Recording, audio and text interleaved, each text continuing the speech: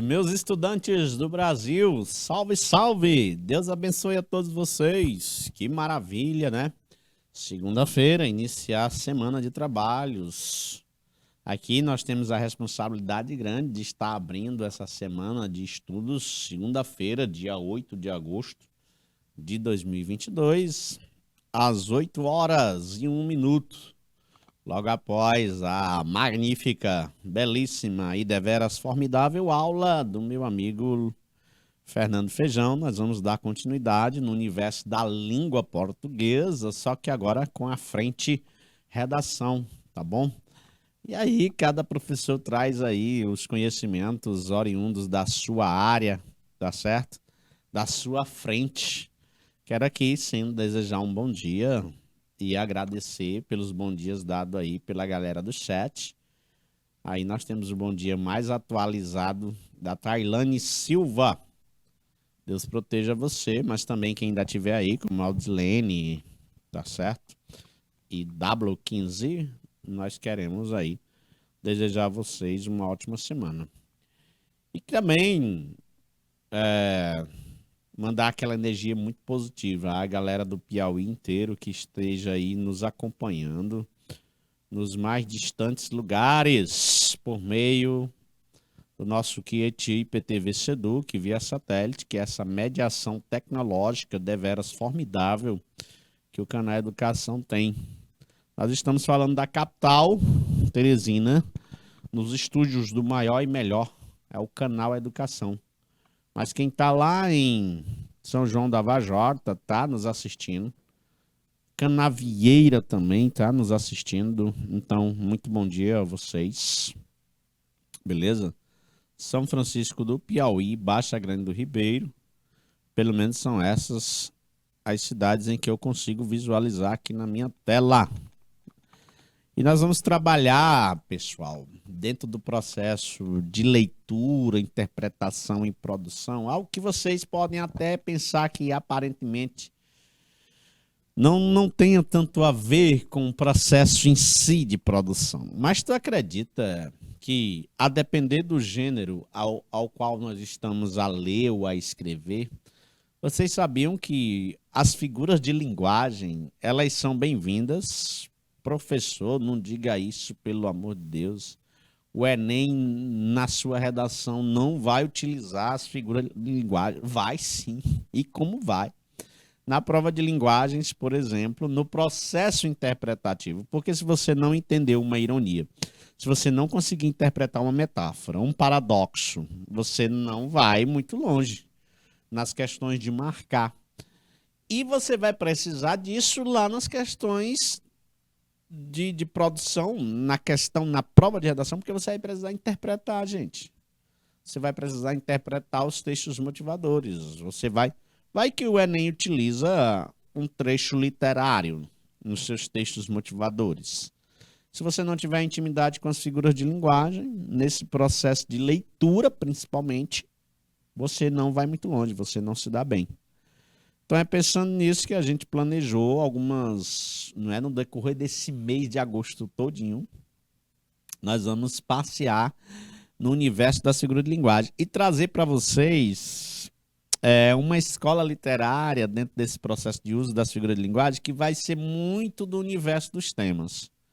Porque é justamente no realismo naturalismo que a gente tem muito forte essa coisa da angústia humana, essa coisa do disparate social, socioeconômico, afetivo, não é? Amoroso, enfim, político, não é? Das relações de trabalho, das relações sociais. No realismo naturalismo, nós temos grandes expoentes, em especial Machado de Assis, galera. Machado de Assis, em seus contos, em seus romances, em suas obras, não é? Ele tem trazido para nós muito forte as angústias humanas. O que dizer de Dom Casmurro, né? A angústia tremenda que há, não é? Entre os personagens, em especial Escobar, Bentinho e Capitu, em especial Bentinho. É um sujeito encismado em si mesmo, introvertido demais, a ponto de ser casmurro, né? e o dom foi por ironia. Ele explica isso no decorrer da introdução do prefácio da obra, o porquê desse nome, desse título. E a gente pode também estar, acredita-se que a gente pode pegar, não é, a obra, nem que seja em história em quadrinho, pessoal, O Cortiço, de Aloysio de Azevedo, e ver ali o quanto de figura de linguagem Aloysio utiliza no processo de produção do seu texto. Né? O fino, e eu vou poder usar as figuras de linguagem em se tratando de texto dissertativo, cara? Vai. Tem uma que é muito útil e deveras pode se configurar em um ótimo argumento, que é a ironia. Né? A ironia é uma figura de linguagem que você pode estar utilizando na sua redação. Claro, uma ironia respeitosa. E quando você utilizasse de ironia, de expressões irônicas, você tem que marcá-las entre aspas, não é? Aí sim será muito bem-vinda essa figura de linguagem. Aí, claro, você também vai poder utilizar trechos poéticos como um método introdutório, trechos literários, por que não? Então vamos nessa, vamos ver como é que ficou aí, basicamente, essa pegada das figuras de linguagem nas obras realistas e naturalistas associado com o processo produtivo. Baixa Grande do Ribeiro nos deu um salve aí, que é o jargão do professor, né? Salve, salve aí para você. Que Deus ilumine seu dia, viu, Baixa Grande do Ribeiro? Vamos nessa. Depois do meu diretor Renan, não é? Ter me autorizado aqui, toque na minha touch screen, nós vamos conduzir a nossa aula tendo como forma aí. Só é claro que hoje eu não vou trazer tudo, todas as figuras de linguagem, não dá. Vou trazer algumas, não é? Mas é claro que pode ser que esteja aqui essas e eu nem tenha trazido, mas não se preocupe que daqui para o final de agosto a gente vai trabalhar as principais, não é? O uso de figuras de linguagem recorrentes nos textos naturalistas e realistas, em especial a metáfora, né? Comparação, metonímia, prosopopeia, eufemismo e ironia. Eu fiz a seleção dessas aí porque essas aí são ótimas. Ó, o eufemismo, gente, é de uma estupenda e, vamos dizer assim, formidável maturidade quem sabe usar eufemismo em suas redações. Aquela coisa de suavizar. O eufemismo ele é tão interessante que você pode até elaborar propostas inteligentes um tanto eufêmicas. E isso vai evitar que você seja extremista. Porque o eufemismo ele é justamente diferente da polarização e do extremismo, aquele que você vai para o extremo, né? Ele é diferente do extremismo, pessoal. Extremismo. A polarização. Então, o eufemismo é uma figura de linguagem que acaba ali. É aquela coisa de você ser suave, né? Porque quando você é intolerante, extremista e polarizante, você pode elaborar propostas que vão lhe dar um zero, viu? Porque elaborar propostas, por mais angustiado que você esteja, revoltado com um determinado tema, você pode não se dar bem. Então, o eufemismo já seria um conceito, uma noção que você teria aí, né? Para se dar bem no processo. Professor, vamos lembrar um pouco do que é, de como se comporta esse conteúdo lá no Enem? Vamos lembrar um pouco.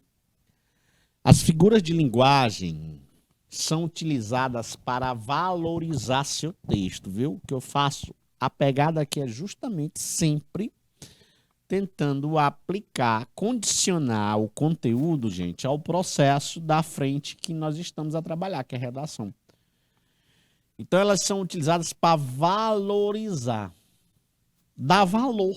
Vai dar valor demais ao teu texto. Ah, professor, mas eu não vou estar escrevendo romance, professor, conto. Não, textos técnicos. Pode ser que se encaixe determinada expressão metafórica. fica até bonita, fica até estiloso, não é? Sua redação pode ser que dê para você encaixar um baita de um eufemismo num processo argumentativo, fica estiloso. Pode ser que você vá colocar uma baita de uma ironia inteligente no seu texto, então vai se configurar como argumento e o teu texto vai ficar bastante original, vai dar maior valor. Ou sua redação na prova do Enem, tornando a linguagem mais expressiva. Exatamente. Mais expressiva. Sabe por que que há esse pensamento de que as figuras de linguagem não são bem-vindas na redação? Algumas correntes, não é, de pensamento, alguns colegas professores, justamente por conta do processo que a gente já aprendeu, que eu sei que vocês lembram, a diferença entre denotação e conotação, não lembram? Denotação e conotação. Bora resgatar esse conhecimento aí no chat. O professor Fernando Feijão já deve ter explicado para vocês. Eu já falei disso, né, em aulas anteriores, em algum momento. É justamente por conta desse choque, né, desses dois extremos da linguagem. A linguagem conotativa e a linguagem denotativa, né? É justamente por isso, porque é natural que o processo de denotação ele seja muito mais forte, ele se encaixe muito mais forte na redação para o Enem. É o valor denotativo da linguagem que vai ser bastante utilizado. Enquanto que o valor conotativo da linguagem, enquanto que o processo conotativo da linguagem é mais natural que a gente use em outros gêneros textuais, em especial os poéticos, né? Alvino, eu não vou fazer uma poesia na minha redação, senão eu vou me ferrar, eu vou tirar 0, vou ser eliminado, porque eu não atendi o gênero. Eu sei, claro, e nem deve. Você vai trabalhar a temática que lhe é proposta o máximo possível aproximado da denotação. Mas nem por isso você esteja proibido, impedido de valorizar seu texto com uma boa expressividade. Então, a gente usa a expressividade, torna o nosso texto mais expressivo quando a gente passeia no universo da conotação. Eu posso sim ser bastante expressivo, me mantendo aí dentro do gênero. Posso. Legal? Então, desmistificamos isso, né? Desconstruímos isso. É possível sim, professor. É um recurso linguístico para expressar de formas diferentes. Quem? As figuras de linguagem. É um recurso linguístico, não é? Aí o computadorzinho ainda botou o trema não existe mais. É um recurso linguístico para expressar de formas diferentes as experiências comuns, conferindo a originalidade. Eu não disse? Aí, meu amigo, quem sabe, sabe, né? Quem sabe fazer o negócio se diferencia, não é? Ontem eu estava vendo as homenagens, né? As séries de homenagens que foram feitas ao nosso grande guerreiro e amigo e artista, escritor, intelectual de mão cheia, Jô Soares, né? E o que eu pude abstrair das séries de homenagens que ontem eu assisti é justamente a capacidade que ele tinha, não é? De apresentar um talk show. O cara fazia uma entrevista que deixava de ser entrevista, passava a ser um show mesmo. Então, a forma diferente como que ele entrevistava os seus convidados. Então, é essa originalidade que confere maestria ao texto. É essa originalidade, a abordagem que a gente dá à coisa que confere originalidade, não é?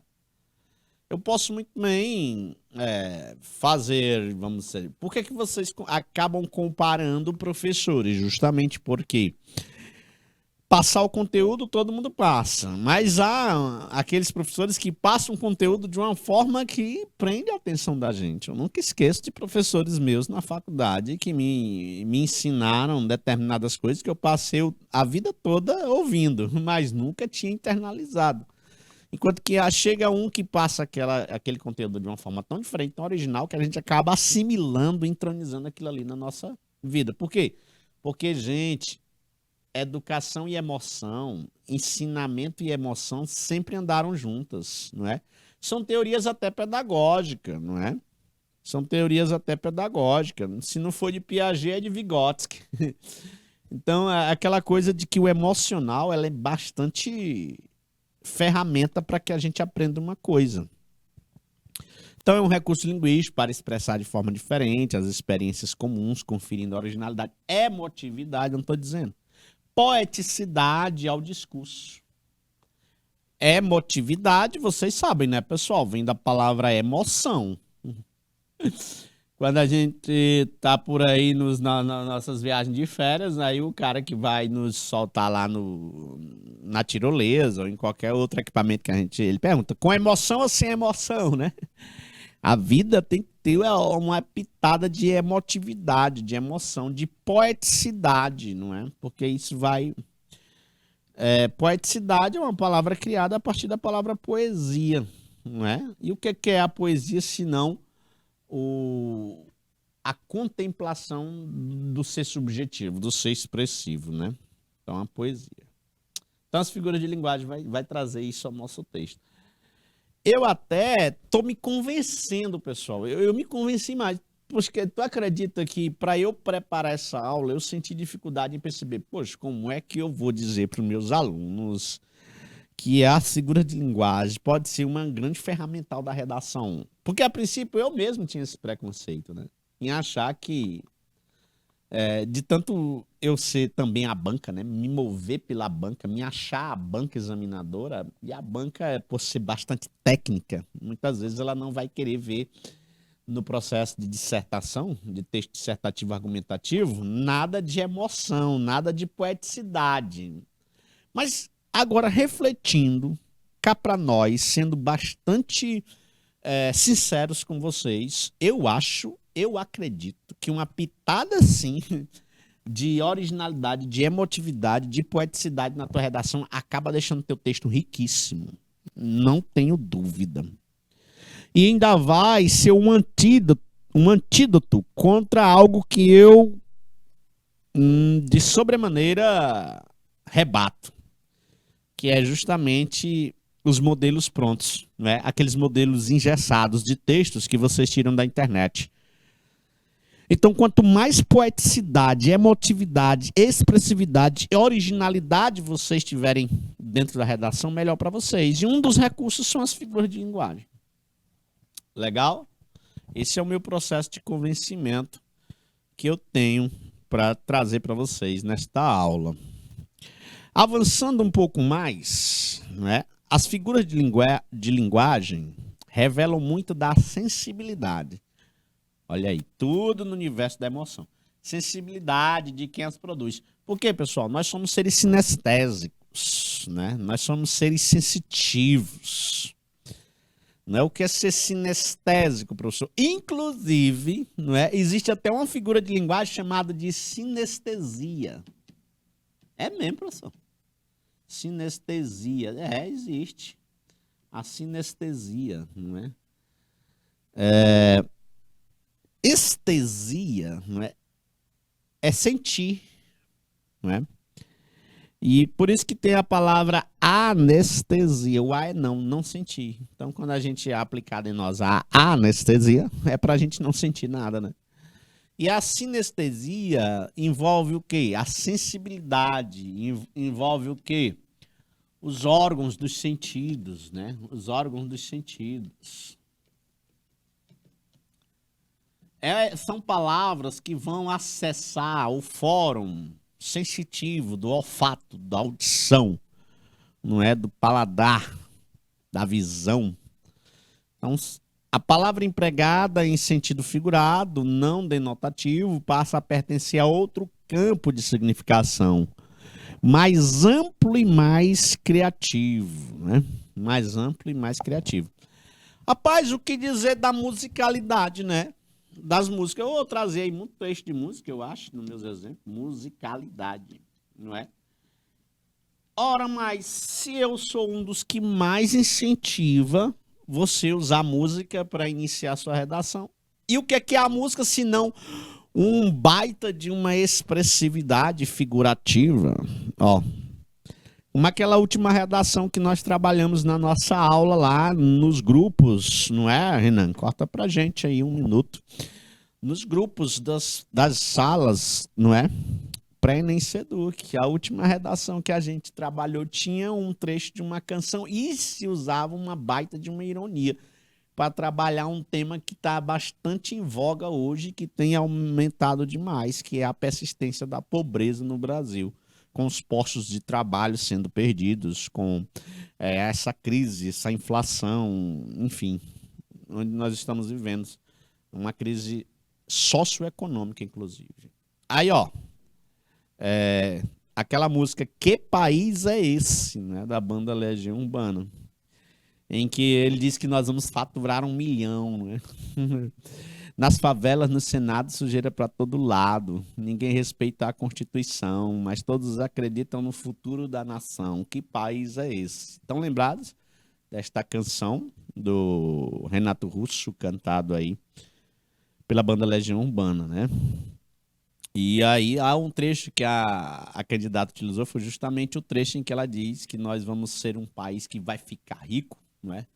Somos piada no exterior, mas o Brasil vai ficar rico. Vamos faturar 1 milhão quando vendermos a alma dos nossos índios no leilão. Olha que baita de ironia, né? Quem é que vai ficar rico em se tratando de país com 1 milhão, rapaz?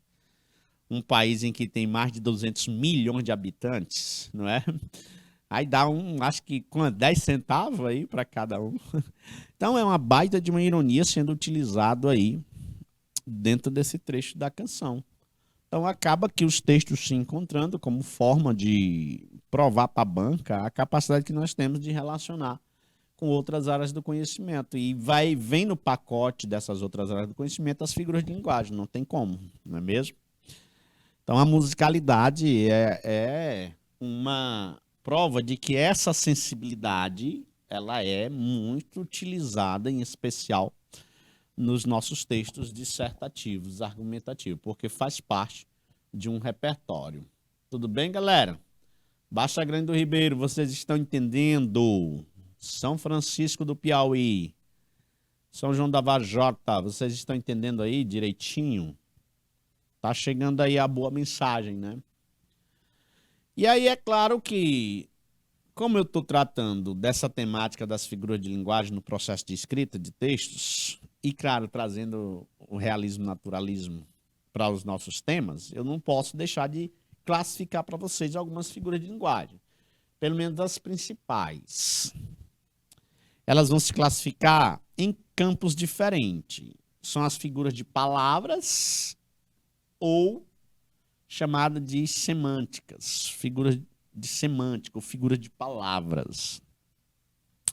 As figuras de harmonia, elas são chamadas também de figuras sonoras. É fácil entender por que elas são assim chamadas. É porque elas vão ter como foco o som da palavra, né? O que seria dos trava-línguas se não houvessem as figuras de som, não é? Os trava-línguas brincam com isso. O pelo no peito do pé de Pedro é preto. São figuras sonoras, porque há um abuso, não é, de consoantes, não é? Da letra P, tá certo? O pelo no peito do pé de Pedro é preto. Então, há um abuso sonoro aí de uma consoante. E a assonância, não é? Que é um abuso, não é? Demais das vogais, tá certo? Figuras de pensamento é aquilo que está no universo do pensamento. Não foi dito, mas ficou no ar. É o que chamamos de ficou no ar.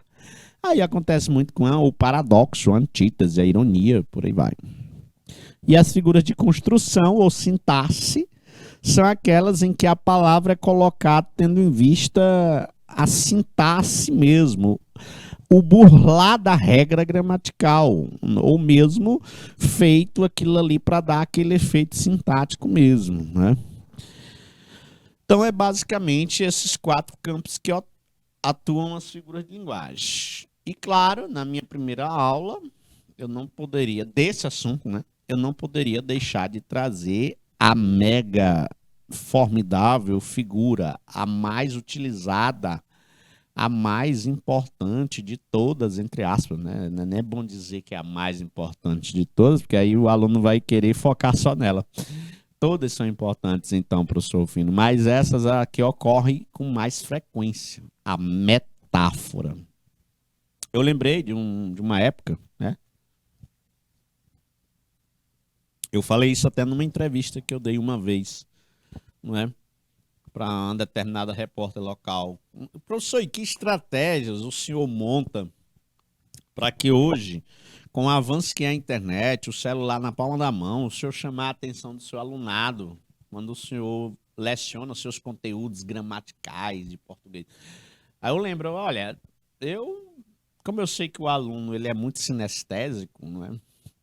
Eu abuso demais de conteúdos que eu sei que, além de serem utilizados pelo Enem, são conteúdos que vão acionar o emocional e emotivo sinestésico do aluno. Aí eu citei figuras de linguagem, por exemplo. Rapaz, como é que eu vou fazer para o meu aluno memorizar, aprender aquelas 23 palavras que no universo vocabulário dele são muito, vamos dizer assim, novas, incomuns a ele, como por exemplo, hipérbole, né? Eu acho linda essa palavra hipérbole. Eu acho linda a palavra metáfora. A palavra em si, a construção sonora dela, eu acho lindo. Metáfora, hipérbole.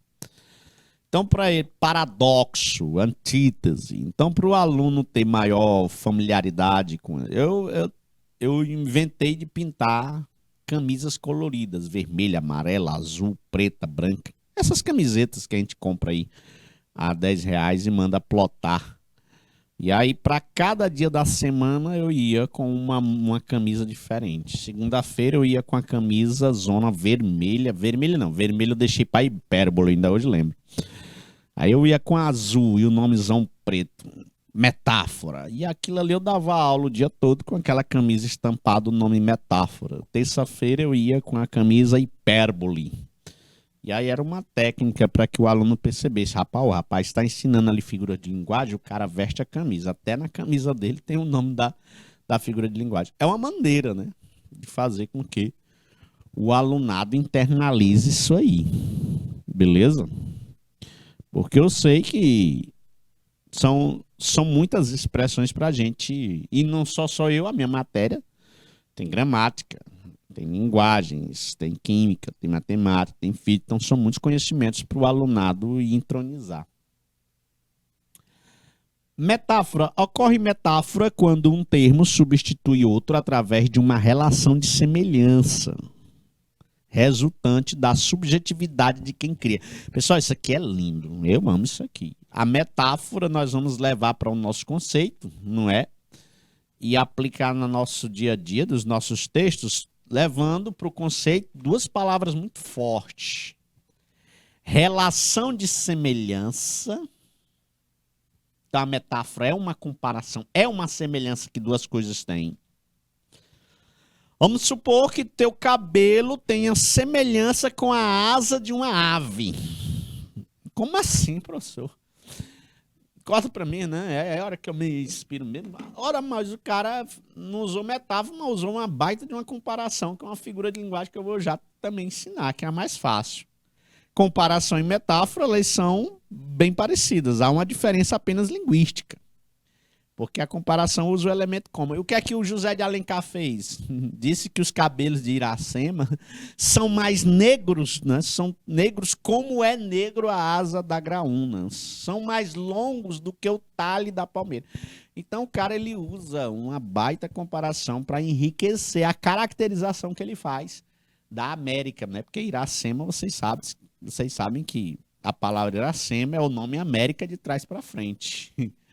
Então ele usou essas metáforas, não é, com elementos da natureza, fazendo essa relação de semelhança. E o que é a subjetividade? É justamente a originalidade dele entender que é possível fazer essas comparações.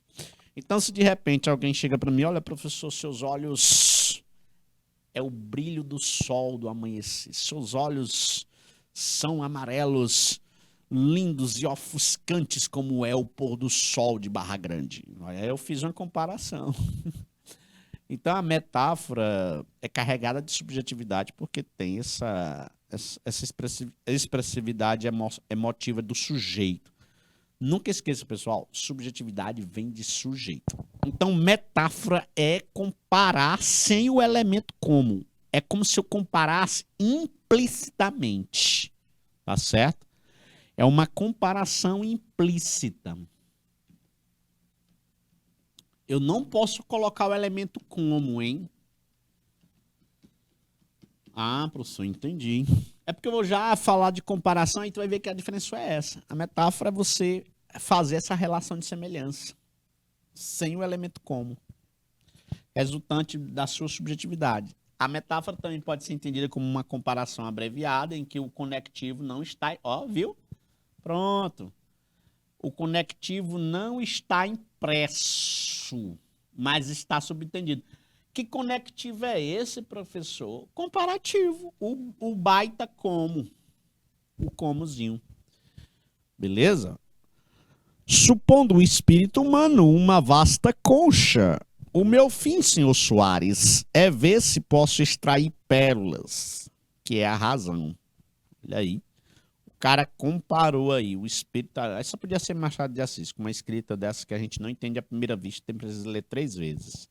Supondo o espírito humano uma vasta concha, morreu. Aqui é uma baita metáfora. Ele não disse que o espírito humano é como uma vasta concha. É como. Não, ele não disse explicitamente. Mas ele comparou, ele fez relação de semelhança aí, o Machado. Por isso é o expoente do naturalismo e realismo. O meu fim, senhor Soares, é ver se posso extrair dessa concha, já que o espírito humano é uma concha, pelo menos algumas pérolas. E a pérola que eu estou a extrair é a razão e não o besterol. Aí é daí que surge aquela, rapaz, ele soltou umas pérolas. Quando o cara fala muita besteira, Renan, a gente não diz que a pessoa, rapaz, o fulano de tal ali disse umas pérolas. Vem daí. É pérolas ironicamente falando, né? Porque o que é que tá dentro da concha, né? Tá uma das pedras mais preciosas, mais valiosas do universo das joias, não é? Tu imagina por quê? Porque é raro, é difícil. Ou por que que ouro não tá aí nos postes, nos fios, conduzindo eletricidade? E eu nunca esqueço, meu professor de física disse que dos metais, o que melhor conduz a energia não é nem o cobre, é o ouro. Mas já pensou? Primeiro que é tão difícil achar ouro, né? No interior da terra. E botar ouro aí nos portos, aí, meu amigo, é pedir pra enriquecer os meninos que mexem nas coisas ali. Porque cobre, os meninos já pegam pra vender, imagine ouro. Então, pérola é algo que é muito difícil de encontrar, né? E pérola vai ser aquilo ali que a gente traz, não é? Que a gente solta por meio de palavras, de pensamento, de ideologias. Comparação, aí chegou nela, né? Na comparação. Ocorre comparação quando se estabelece a aproximação entre dois elementos que se identificam, ligados por conectivo. É só essa a diferença, pessoal, e não tem como errar. Ah, professor, e a comparação, né, cara, é até uma maneira de eu argumentar. Sim, aí tu vem dizer que não tem figura de linguagem na redação. Claro que tem, a comparação é uma figura de linguagem, não é? E ela vai ser um processo argumentativo muito bom. Então, bastante utilizado como processo argumentativo. Vou até anotar isso aqui para quando tirar o print tu saber. Então, é bastante utilizado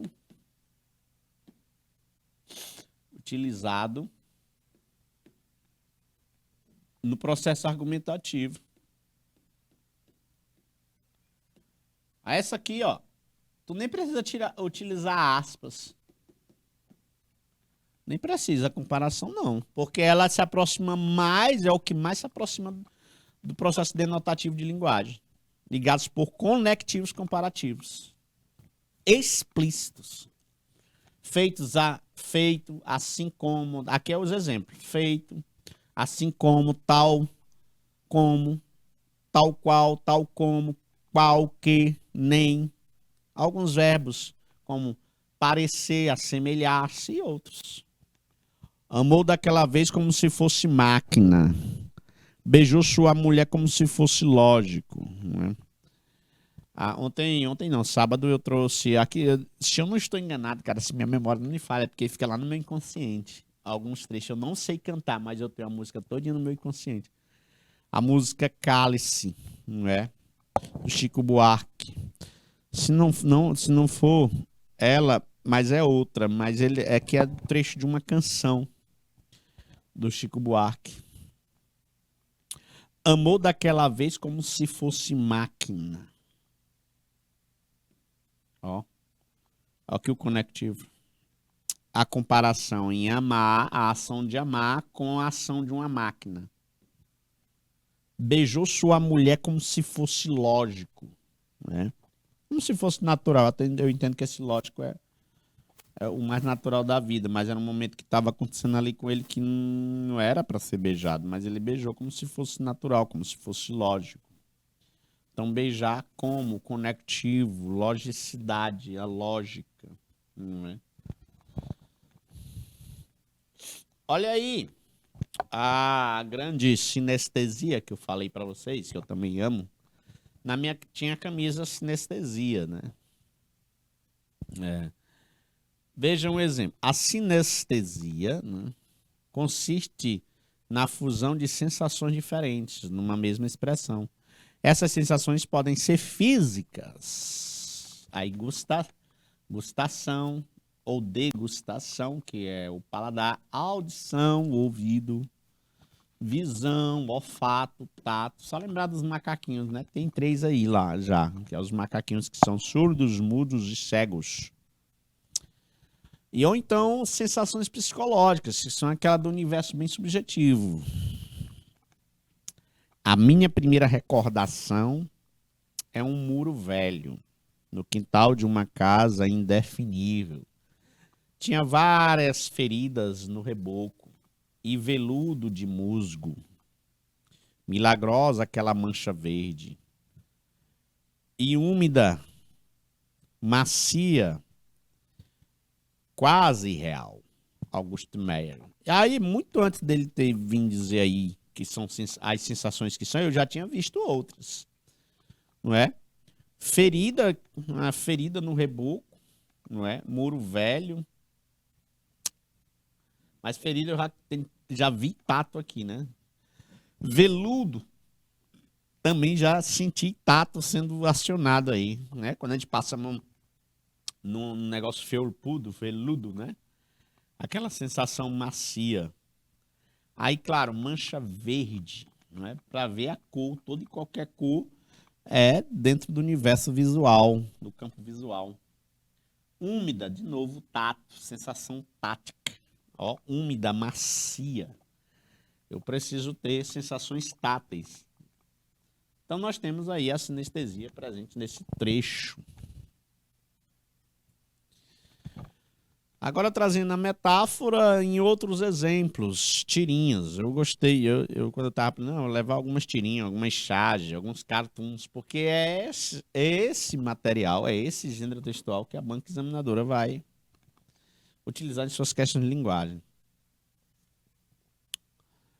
A metáfora representa uma comparação de palavras com significados diferentes, né, e cujo termo comparativo fica subentendido na frase. Quer ver? Ó? Fala uma coisa romântica. Meu amor é uma caravana de rosa, vagando num deserto infável de paixão. Não tenho como, né? Ele já foi direto, comparando o amor a uma caravana. Então há o processo metafórico aí. Uau, agora traduz. Ai, você está querendo demais. Por quê? Porque é muito difícil, né? Às vezes a gente sabe fazer metáfora, mas a gente não consegue explicar metáfora, né? Quantas vezes os nossos alunos dizem isso? Ah, professor, eu até sei, mas não sei explicar. É porque faltam palavras, muitas vezes, para se explicar determinadas ações emotivas. Aí tem um exemplo agora na frase, né? Em uma frase. Para você entender mesmo como é que se dá a metáfora, né? A vida é uma nuvem que voa. Olha que lindo a vida. A vida sendo comparada a uma nuvem voando. O que é que eu posso abstrair de explicações para isso aí? Eu posso abstrair de explicações para isso aí, de que a vida é passageira, a vida ela se transforma, ela se modifica. As nuvens não se modificam. A gente encontra nuvens de vários formatos. Então há uma metáfora aqui muito legal, sendo comparação entre vida e nuvem que voa. Professor, esse processo metafórico pode ser utilizado de forma natural, pode sim, na redação. E aí a comparação, que é justamente uma metáfora explícita, porque vai o elemento comum, os conectivos comparativos vão aparecer, porque ao contrário da metáfora, nesse caso são utilizados conectivos de comparação, só é isso. Primeiro vamos ver no processo de frase. Seus olhos são como jabuticabas. Olha aí, uma baita de uma comparação. Vamos ver numa tirinha. Acorda, Armando. Você não sabe que o amor é como uma flor? Se não for regada e bem cuidada, ela murcha e morre? Hã? O amor é como o motor do carro, Armando. Se não trocar o óleo e não cuidar da mecânica, uma hora ele não funciona mais. Ah, entendi. Ou seja, no universo poético, o Armando não entende nada. Ele entendeu mais do universo concreto, do que ele vive, do que ele gosta, do que ele passeia, que é o automobilismo. E quando falou em carro, o Armando entendeu na mesma hora. Mas em ambos os casos, ó, a comparação está sendo feita. Ela está pegando o amor e usou o conectivo como para comparar o motor de um carro. Aqui ela pegou o amor e comparou a uma flor, né? Mas ambos os casos são comparações. Ela só trouxe para universos diferentes. Beleza? Do contexto em que ele vive. A metonímia, ela também é muito legal, pessoal. A metonímia, a gente usa ela toda hora. Né? Quando a gente diz, olha, a gente usa, gente. Olha, agora que eu tô me. A gente usa a espécie de metonímia nas nossas redações sem se perceber. Não é? Quando eu digo assim, o Brasil tem se tornado um país pobre, então, o Brasil está triste, não é? Com essa nova onda de violência na internet. O Brasil tem ficado cada vez mais triste. Quando eu digo que o Brasil está triste, né? Que o Brasil empobreceu, não é? O Brasil não compra mais a mesma quantidade de alimentos que comprava antes. Quando eu faço essas afirmações na minha redação, eu estou usando metonímia. Porque quando eu digo que o Brasil não é, está triste, ou não tem comprado, não tem mais poder de compra, eu não estou falando do país em si, as federações. Eu estou falando dos habitantes, não é? Da população. Eu estou falando dos 200 milhões de brasileiros. Então é uma baita de uma metonímia aí, que eu estou a trocar os moradores pelo território em que moramos, né? O país, o continente pelo conteúdo. E a metonímia se dá tanto eu trocar a marca pelo produto, o autor pela obra e por aí vai. Eu faço essa transposição de significados, considerando uma parte pelo todo, o autor pela obra. É muito natural. Numa frase eu poderia dizer, olha, ele costumava ouvir Cazuza. Ele ouve Cazuza. Ele lê Machado de Assis. Ele lê Shakespeare. Mas, na verdade, eu não estou a dizer que a pessoa ouve Cazuza, porque Cazuza nem vivo não é mais. Que a pessoa lê Machado de Assis já tem mais de 100 anos de morte.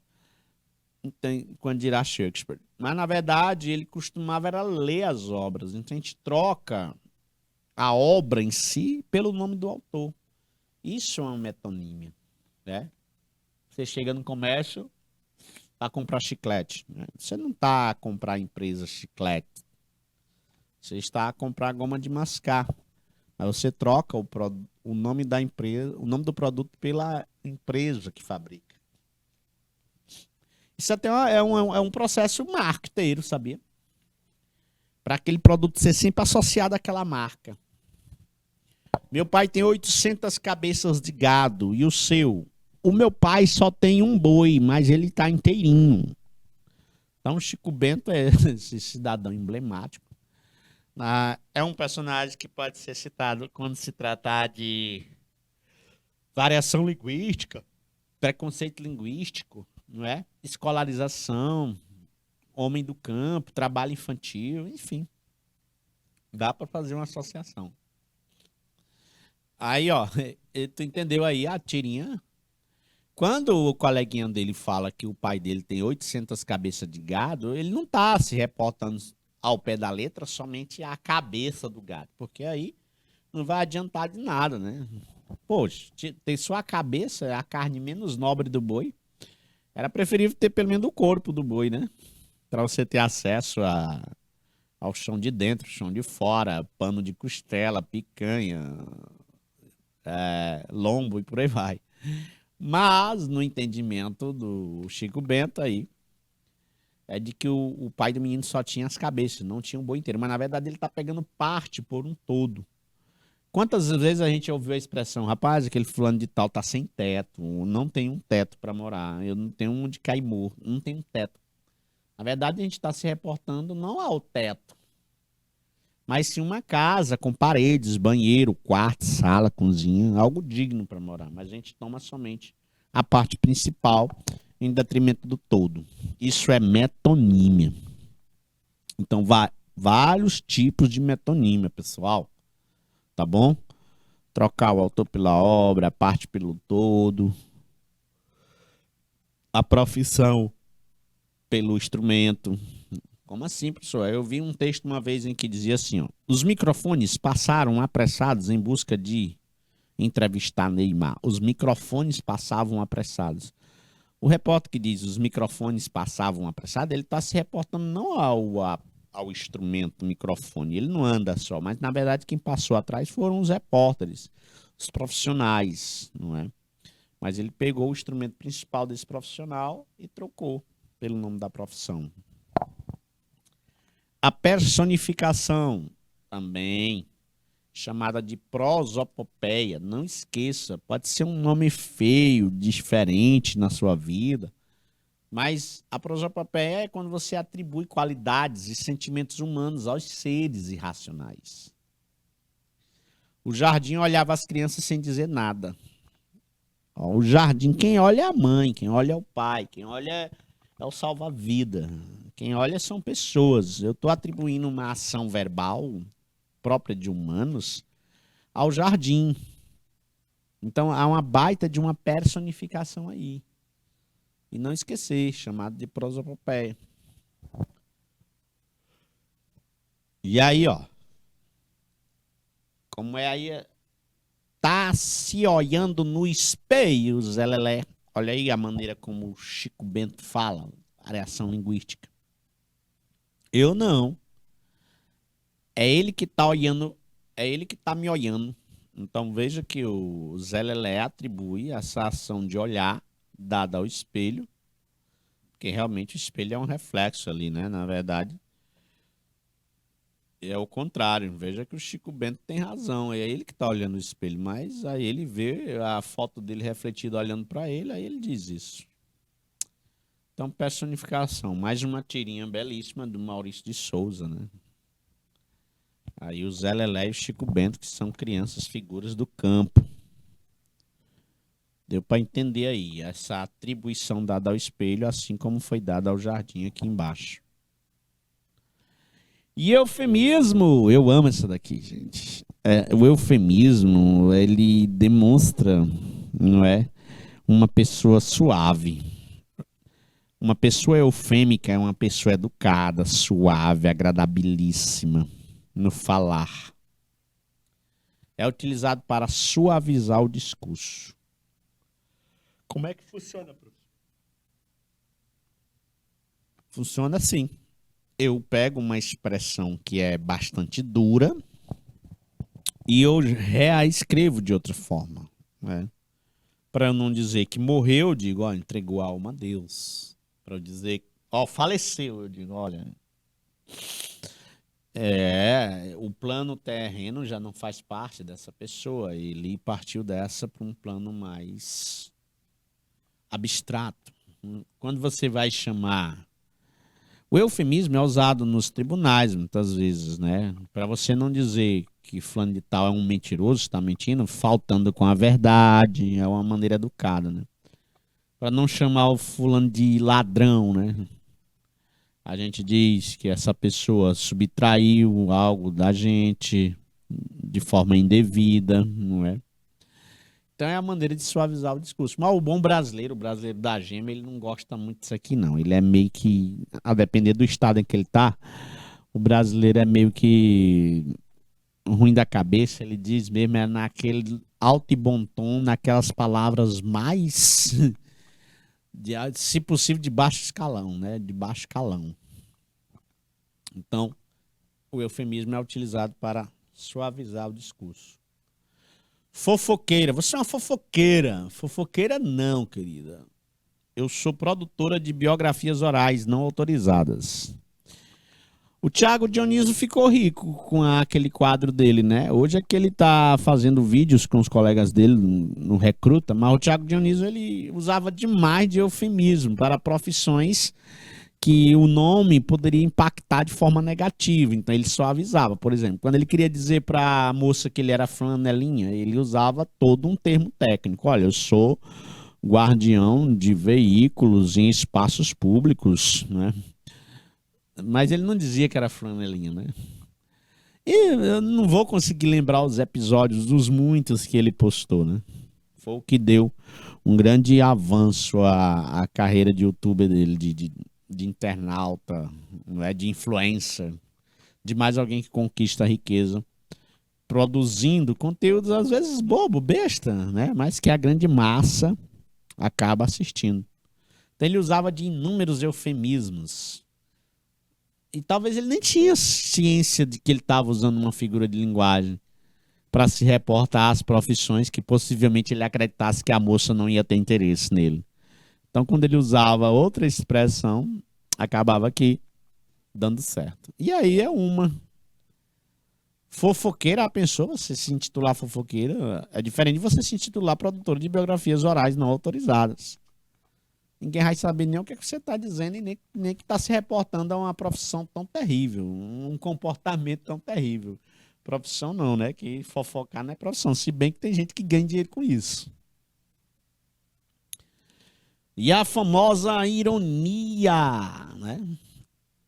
Lembrando, pessoal, pode ser que no decorrer do mês a gente vá retornar a essas figuras de linguagem aí, novamente. A gente vai passear em muitas, né? São muitas mesmo. A ironia é a representação do contrário daquilo que se afirma. Eu adoro usar a ironia nas minhas aulas, não é? Eu sou um irônico de plantão, mas eu uso uma ironia didática, ela não é uma ironia perversa, ela não é segregadora, não é? Por exemplo, professor, se eu uso ironia como professor, eu uso, às vezes eu estou aqui a distribuir uma atividade, ou mesmo escrevendo alguma atividade, algum roteiro de questões no quadro, e o menino pergunta se vale ponto.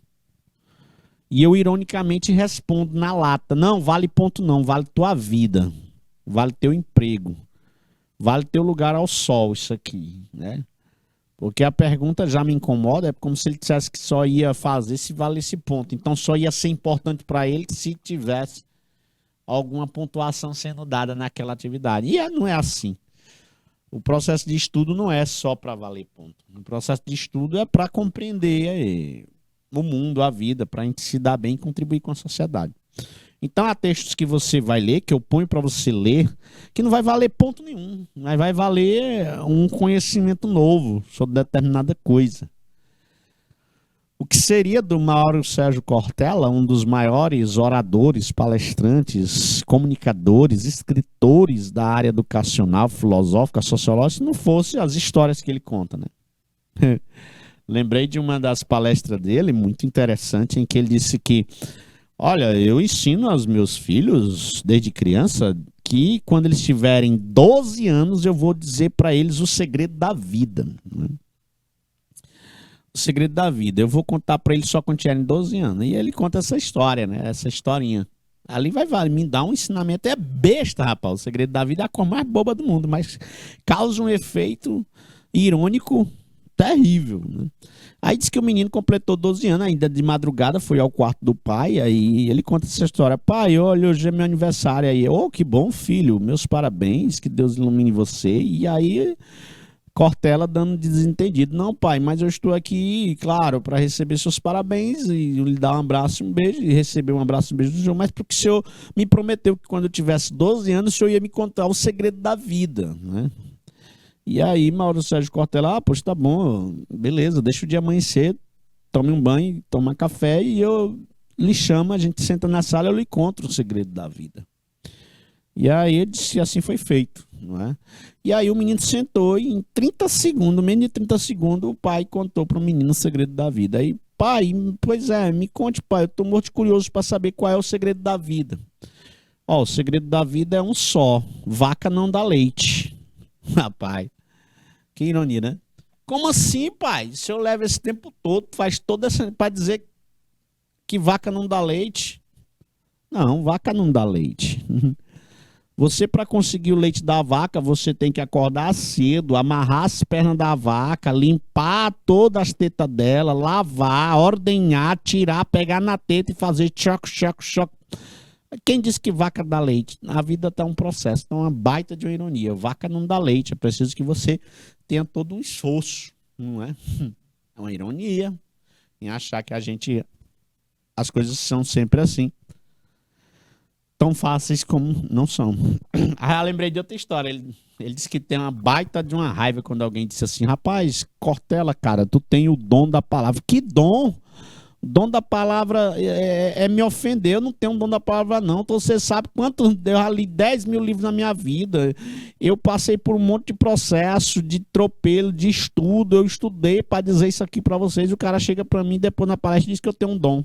Que dom! Isso aqui é estudo, são anos e anos de pesquisa, eu estudando, eu lendo 10 mil livros, escrevendo mais 40. Para eu chegar a essa maturidade que eu estou hoje, eu passei por um processo árduo, um negócio de tem dom, como se tudo fosse de graça. Ironia. É tão inteligente que não acerta nada, né? Então, esse é tão inteligente, já está no pensamento dele o contrário, ele arremata com o final, né? Porque se é tão inteligente, o natural que acertasse. Quem foi o inteligente que usou o meu notebook e apagou tudo que estava gravado? Então, essa pessoa que fez isso não é tão inteligente assim, não é? Na verdade, ela foi ignorante, não é? Ela, às vezes, usou até de má fé para isso, não é? Então, eu prometo que nas próximas aulas que a gente vir, não é? A gente vai, sim. Porque hoje foi mais um método introdutório para trazer a vocês esses montes de elementos e exemplos que as figuras de linguagem nos traz. E nos próximos encontros eu vou ficar por ironia, vou ficar na ironia e vou trazer, prometo trazer os trechos, não é? Do realismo naturalismo, em que vocês vão ver personificação utilizada aí por Aloysio de Azevedo na obra O Cortiço. Vou trazer trechos de Machado de Assis e aí nós vamos justamente dar continuidade a partir daqui, que é encontrar essas figuras de linguagem no realismo e naturalismo, que é uma escola literária que aproxima demais da angústia humana social. E aí vai ser bom por isso. Foi bom porque a gente fez um apanhado das figuras de linguagem muito presente, trouxe aqui histórias que vocês desmistificam essa ideia de que elas não são usadas no processo de produção e de leitura, e são sim. Espero que vocês tenham gostado. São Gonçalo do Piauí está ali também, tá? Então, bom dia para vocês. Eu acredito que eu não dei esse bom dia especial a São Gonçalo do Piauí. Gente, que alegria ter essa segunda-feira aqui na companhia de vocês. Bye, bye. Até o próximo encontro. Deus abençoe a todos.